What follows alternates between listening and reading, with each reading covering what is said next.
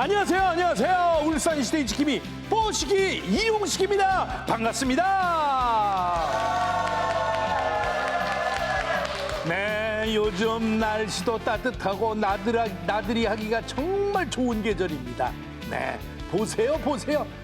저기 보면 연인들 또 가족들 부부 동반해서 나들이 하는 저 모습이 얼마나 행복해 보입니까? 자, 그런데 어디로 갈지 고민하는 분들을 위해서 이 울산 홍보대사 뽀시기가 봄꽃 명소 2곳을 추천해 드립니다. 자, 첫 번째 장소는요. 적으세요. 동구에 있는 슬도. 유채꽃이 만들어내는 노란 물결이 너무 멋지죠? 이야, 저기 한번 눕고 싶습니다. 노란 물들게끔. 또 울산 대공원 거길 가시면은요. 튤립이 여러분들을 기다리고 있으니까 너무너무 좋을 겁니다. 자, 이번 주말 기분 좋게 꽃놀이 다녀오시면 어떨까요? 자, 그 전에 일단 울산시대 먼저 신나게 즐겨보겠습니다. 우리 모두 다 같이 출발합니다. 울산시대 출발! 한 주간의 뉴스를 순위로 정리해보는 랭킹 뉴스 시간입니다. 울산 소식을 속속들이 꿰뚫고 있는 이분. 다운. 김다운 아나운서 어디 계세요? 요. 안녕하세요. 랭킹 뉴스 김다은입니다. 따스한 햇살이 기분 좋은 3월. 울산엔 어떤 일들이 있었을까요? 저와 함께 키워드로 확인해 보시죠. 5위는 하락입니다. 울산 주유소의 휘발유와 경유 주간 평균 가격이 9주 연속 동반 하락했습니다. 한국석유공사 유가정보 시스템에 따르면 4월 둘째 주 울산의 주유소 휘발유 평균 판매가는 한 주 전보다 7.4원 떨어진 것으로 나타나는데요. 이는 전국 17개 시도 가운데 대구 다음으로 낮은 가격이며 같은 기간 경유 가격도 휘발유와 함께 9주 연속 내렸습니다. 계속해서 4위는 운영입니다. 도심 항공교통을 간접 경험하는 체험시설이 울산 박물관에 들어섭니다. 울산 라이징 포트로 불리는 이 체험시설은 몰입형 LED 화면과 1m까지 떠오르는 모의 장치로 구성됐으며 태화강 국가정원 등 울산의 명소 영상을 비행기에서 내려다보는 것처럼 시청할 수 있는데요. 울산시는 이달 말까지 시험 운영과 안정화를 거쳐 다음 달부터 유료로 운영할 계획입니다. 이어서 3위는 정비입니다. 울산시가 오는 6월 5일까지 무단으로 방치한 자전거를 일체 정비합니다. 대상은 자전거 보관소와 다중 이용시설 등에 방치된 자전거로 자전거에 안내문을 부착한 후 열흘 뒤에도 찾아가지 않으면 매각 처분할 예정인데요. 울산시는 이번 사업을 도시 미관 개선과 보행자 교통안전 확보를 위한 대책이라고 밝혔습니다. 다음 키워드는 증가입니다. 전 세계적으로 홍역이 유행하는 가운데 울산시는 해외여행 전 백신 접종을 당부했습니다. 올해 들어 14주간 전국에서 발생한 홍역 환자는 지난해 같은 기간보다 1.9배 많은 것으로 나타나는데요. 이 가운데 해외 유입 사례가 70% 가까이 차지하는 만큼 홍역 유행 국가로 출국하기 최소 6주 전부터 4주 간격으로 이 2차례 접종할 것을 권고했습니다. 이번 주 1위는 산불입니다. 지난달 울주군에서 발생한 산불은 역대 최대 피해를 남기며 엿새 만에 진화됐습니다. 하지만 화마가 쓸고 간 현장은 잿더미로 변하며 시민들은 삶의 터전을 빼앗겼는데요.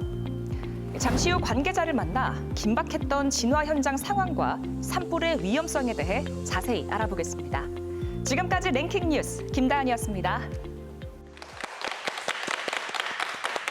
모두가 궁금해하는 뉴스를 깔꼼정, 아주 깔끔하고 꼼꼼하고 정확하게 살펴보는 시간입니다. 자, 얼마 전에 너무나 안타깝고 속상한 일이 있었죠. 정말 생각하기도 싫습니다. 바로 울주 지역 곳곳에서 산불이 발생해서 많은 분들이 삶의 터전을 잃은 것 같네요. 우리 모두 기억하고 있죠. 당시 상황은 어땠는지, 또 산불이 왜 위험한 건지 우리 관계자와 함께 이야기를 나눠보도록 하겠습니다. 자, 이 자리에는 황길모 소방위님 모셨습니다. 안녕하세요. 예, 안녕하십니까. 반갑습니다. 예. 먼저 우리 울산시대 시청자 여러분에게 본인 인사부터 부탁드리겠습니다. 안녕하십니까. 저는 남울주 소방서 119 구조대에서 3팀장 임무를 수행하고 있는 소방이 황길모입니다. 반갑습니다. 네, 반갑습니다. 아유, 그 어느 때보다 우리 방청석에 계신 어머님들이 박수를 많이 보내주시네요. 감사합니다. 수고하셨다고요. 네. 장하다고요. 자, 소방관. 이 세 글자 이름만 들어도 참 든든하고 고마운 존재입니다. 울산의 많은 소방관을 대표로 해서 어떻게 황길모 소방이가 이 자리에 출연하게 된 건지 본인이 직접 한번 말씀 좀 부탁드립니다. 예, 사실 울산에는 저보다 뛰어나신 분들이 상당히 많이 있습니다. 하지만 제가 화재 초기부터 출동을 했고 현장 상황을 뭐 그 누구보다 생생히 기억을 하고 있고 체감을 했다 보니까 이 자리에 나와서 여러분들에게 진실되게 설명을 드릴 수 있도록 하는 게 맞는 것 같다고 생각해서 출연 결심을 하게 됐습니다. 잘 오셨습니다. 우리 바쁘신데도 이렇게 또 자리해 주셔서 정말 우리 진심으로 제작진을 대표해서 감사의 말씀드리겠습니다. 네.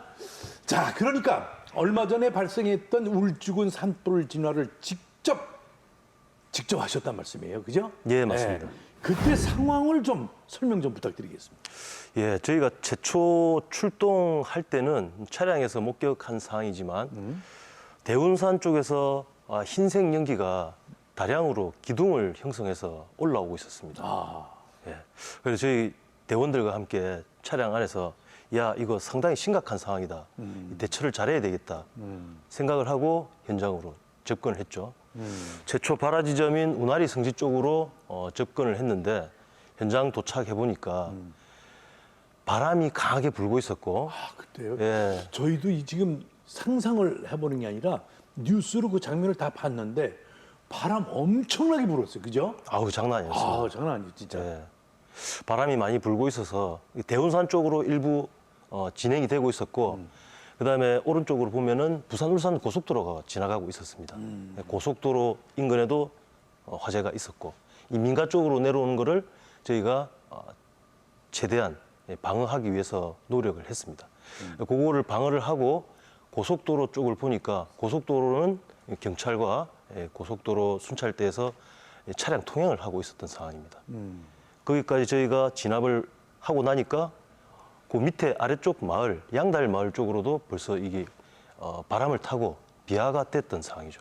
그래서 저희는 또 재차 양달 마을 쪽으로 이동을 해서 지휘부의 지시에 따라서 양달 마을로 오는 이 화재를 또 방어를 해야 되기 때문에 그래도 민가가 또 수십 채가 있고 저희가 방어를 해야 되기 때문에 소방 호수를 펼쳐서 화재를 진압을 민가 쪽에 가서? 민가를 방어하기 위해서 민가 100m 전방 야산으로 이동을 했습니다.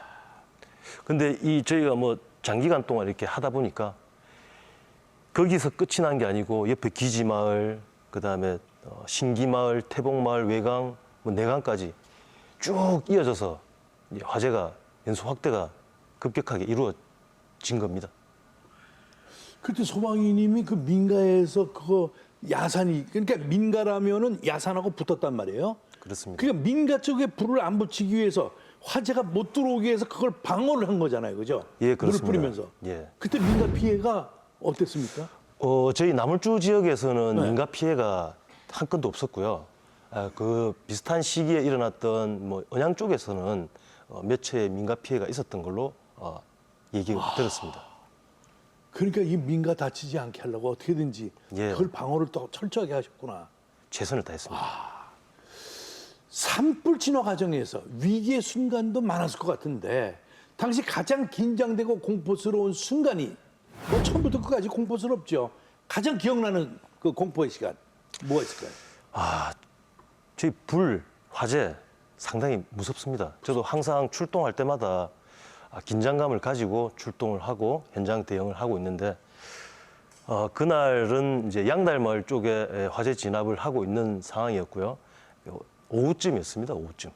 오후쯤이었는데 저희가 이 소방호수를 50장 정도 연장을 했는데 연장을 하다 보니까 이 소방호수에 물이 이제 공급이 안 되는 타이밍이 생기게 되거든요. 그렇죠. 물을 다 쓰면 또 공급이 안 되고 또 예, 와야 되니까. 압력이 이제 계속 센 압력으로 밀어줘야 되니까 수압이. 그걸 호수를 다시 연결하기 위해서는 그 잠깐 차량에서 끊어준다든지 중간에서 끊어줘야 되는 상황입니다. 그런데 저희가 대원들하고 호수를 연장하고 있는데 갑자기 바람 방향이 바뀌어서 산 쪽으로 올라가던 연기가 갑자기 저희 쪽으로 들이닥치는 겁니다. 아유, 큰일 났네. 앞을 볼 수가 없는 정도로 연기량이 많았고 대원들하고 눈물 콧물 쏙 빼고 있는데 제가 생각을 한번 해봤죠. 우리 이렇게 있다가는 다 죽겠다. 이거 얼른 대피해야 호흡이 되겠다. 안 되니까. 호흡 자체도 안 됐고 눈물 콧물도 쏙 빼고 이런 상황이 있었습니다. 그래서 빨리 능선 아래로 내려와서 연기가 없는 쪽으로 대피했다가 다시 진압을 활동할 수 있는 그런 시간을 좀 가졌습니다. 야, 지금 그 말씀을 제 속으로는 안 하셨으면 좋겠다 이런 생각이 듭니다. 왜냐하면 예. 지금 집에서 소방이 아내가 지금 보고 있거든요. 예. 지금 벌떡 일어났을 거예요. 어머 세상에 이런 일도 있었고. 야 세상 내가 지금 심장이 콩닥콩닥 뛰고 지금 앞에 계신 우리 어머님들도 깜짝깜짝 놀라는 거예요 지금. 근데 역대 최대 피해를 남긴 이번 산불, 무서운 산불, 위급했던 당시 모습을 여러분들 뉴스에서도 봤지만 그 어디서 보지 못했던 그 영상으로 한번 보도록 하겠습니다. 영상 주시죠.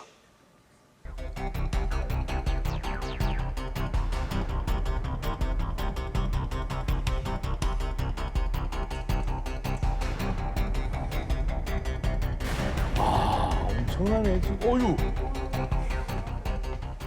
연기가 팍 올라오더라고. 자기 들고 땡기면서 끄고 한다고서 해봐야 벌써 지나가 보내니만 바람이 세게 부니까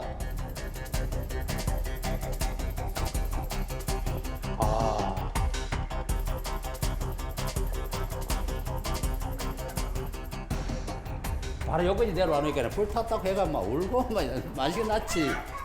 휴무증이나 하는 거는 지금 뭐 저 연기를 많이 마시가 목이 좀 걸걸하고 뭐 이렇게 일부는 어떤 사람은 할매들은 막 머리도 아프다 하는 폰하고 그냥 지갑만 들고 나왔어요. 아 우리는 산소 다 탔어요. 근데 헬기 소리가 나뭐 마음이 그냥 가슴이 울렁울렁해요.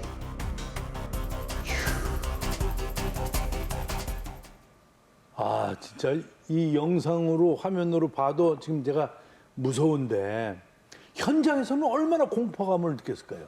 그 죽음의 공포. 불이 점점 달려오니까. 산불이 이렇게 무섭게 번진 이유는 뭡니까? 이유.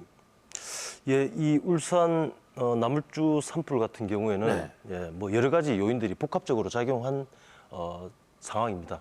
그래서 커졌고요.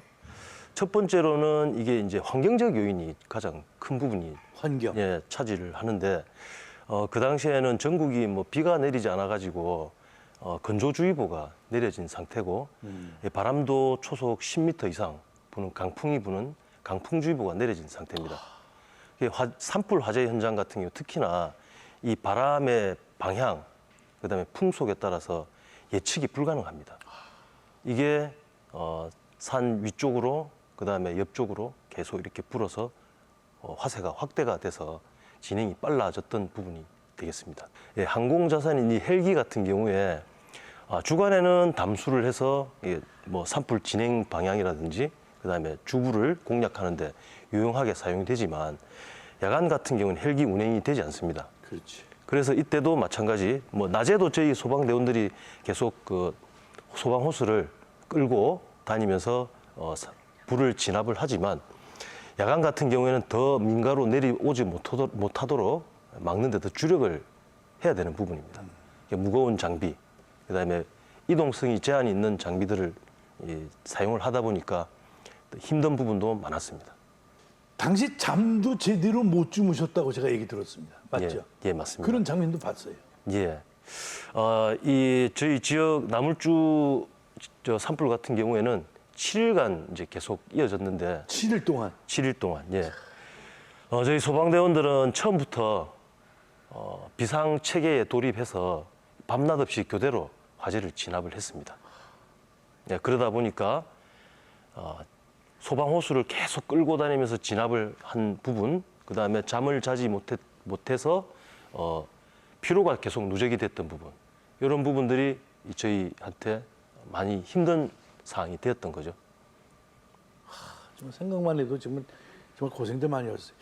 자, 시민들의 안전을 지키겠다는 소방관의 사명감이 없었다면 과연 어떻게 됐을까? 정말 상상하기도 정말 끔찍합니다. 정말 고생 많으셨는데 오늘은 의용 소방대원도 우리 스튜디오에 함께 해주셨습니다. 저기 나오셨네요. 안녕하세요. 네, 반갑습니다. 나물주 소방서 여성 오용 소방대장 진선입니다. 아, 진성? 선. 진선 의용 소방대원. 네. 아유, 반갑습니다. 자, 근데 저도 지금까지 뭐 의용 소방대원을 만나본 적이 있습니다만은 여성분은 처음으로 만나봤습니다. 그런데 의용 소방대원은 어떤 역할을 담당하고 있는지요? 이번과 같이 큰 대형 산불이 났을 때 부족한 소방 인력을 대신해서 방화선 구축이라든지 교통 통제, 지역 주민의 피해를 최소한 줄이기 위해서 그렇죠. 저희들 도움을 드리고 있습니다. 그러니까 소방관님의 보조 역할을 하는 보조 역할이시구나. 네, 맞습니다. 근데 이번 산불 현장에도 이제 같이 계셨잖아요. 네, 맞습니다. 망설임 없이 불 속으로 뛰어드는, 목숨을 걸고 정말 이걸 꺼야겠다고 이 불 속으로 뛰어드는 그 소방관들의 그 뒷모습을 보면서 어떤 생각이 드세요? 마음이 짠했습니다. 너무 사명감을 갖지 않고는 이런 소방관 일을 할 수 없다는 생각이 들었습니다. 너무 고맙고 감사하게 존경스럽게 생각합니다. 소방관님들이 7일 동안 잠을 자지 않고 제가 볼 때는 고속도로 거기가 축사 밑이었었거든요. 고속도로여서 식사를 하시다가 다시 불이 건너서 도깨비처럼 뛰어서 불이 다시 났습니다. 식사도 하지 못하고 그대로 놔둬놓은 채로 다시 불을 끄고 산에 올라왔는데 정말 마음이 짠해서 눈물이 날 것 같았습니다.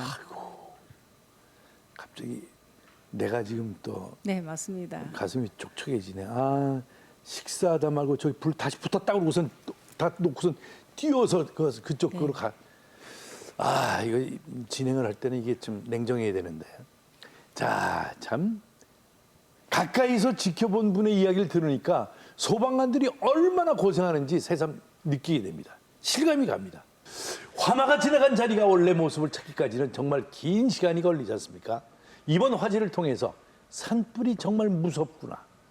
이런 생각을 더 많이 하셨을 것 같은데 이 자리를 통해서 꼭 하고 싶으신 말씀, 또 당부의 말씀, 속에 느낀 거 이거 뭐 한번 쭉 말씀해 보세요. 예, 2021년부터 올해 현재까지 울산 지역에는 약 140건의 산불이 발생을 했었습니다. 아, 140건. 예, 시기적으로 보면은 봄철에 주로 일어났고요. 예, 원인으로 봤을 때는 입산자의 실화도 일부 있지만 보통 산림 인접지에서 농사 부자재들을 소각한다든지, 그다음에 용접 작업을 한다든지 하는 이런 화재를 동반할 수 있는 이런 작업들을 하시다 보니까 이 바람이 많이 불고 건조한 대기에서 쉽게 작은 불씨가 큰 불이 되는 그런 상황이 초래가 되었었습니다. 만약 이런 시기에는 이런 작업들을 좀 되도록이면 자제를 해주시고 그 위험한 상황이 도래를 하면은 꼭 119에 신고를 하셔가지고 저희들의 도움을 받으시기를 간곡하게 좀 당부드리도록 하겠습니다. 초기 진압이 중요한 거죠. 그렇습니다. 빨리 신고를 해주셔야 되는데 본인들이 먼저 진압을 해보겠다 하시고 시간이 경과되고 어느 정도 번지고 난 다음에 신고하시는 경우들이 위험하지. 허다하다 보니까 조금 커지는 경향이 있습니다. 저희 소방관들은 우리 울산 시민들의 재산과 생명 보호를 위해서 최선을 다하고 있다는 점 다시 한번 말씀드리겠습니다. 그리고 전국에 있는 소방관님들께 한 말씀 드려도 될까요? 네. 전국에 계신 소방관 여러분, 항상 현장 활동하실 때 안전이 최우선입니다. 자, 오늘도 대한민국 소방관 여러분 화이팅입니다. 화이팅!